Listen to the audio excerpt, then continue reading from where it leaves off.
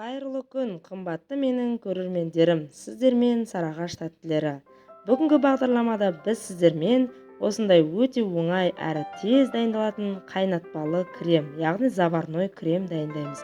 Бұл кремді медовый, Наполеон, тағы да басқа торттарға қолдансаңыз болады.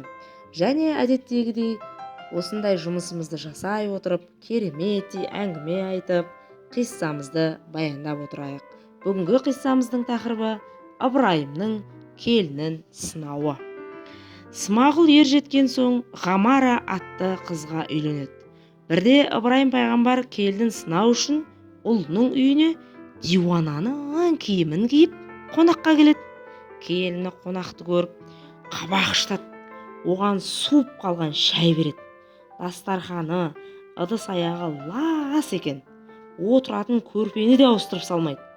Шай үстінде Ыбырайым: «Қызым, тұрмысың қалай?» деп сұрайды. Атасын танымаған келіні отбасындағы ұсақ түйек ұрыстарды айта бастайды. Ерінің айыбын ашып, оны жамандайды.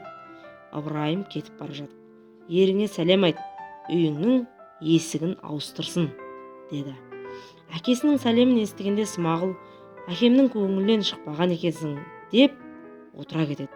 Смағұл бағын екінші рет сынамақ боп Хәлә атты қызға үйленеді. Ыбырайым келінін сынау үшін тағы да диуананың кейпінде қонаққа келеді. Хәлә құманға жылы су құйып, зыр жүгіріп қызмет қылады. Алдына барын тосады, астына қалың көрпе төсейді. Жүгі жинаулы, ыдыс-аяғы мұнтаздай тап-таза. Келіннің де қабағы ашық, көңілі жарқын екен. Шай үстінде пайғамбар: «Тұрмысың қалай, қызым?» дейді. Келіні: «Шүкір ата, жақсымыз» деп, ерінің жақсысын асырып, жаманын жасыруға тырысады.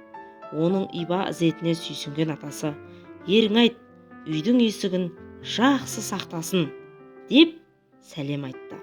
Бұл сәлемді естігенде Смағұл қуанып: «Әкемнің көңілінен шығыпсың, атаңа жаққаның Аллаға да жаққаның» деп риза болыпты.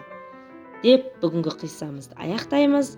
Және де біздің міне осындай кереметтей әдемі қайнатпалы креміміз дайын болып қалды.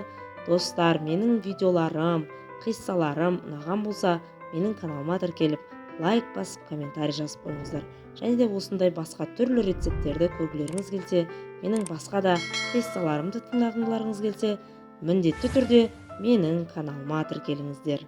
Сау, сәлемат болыңыздар.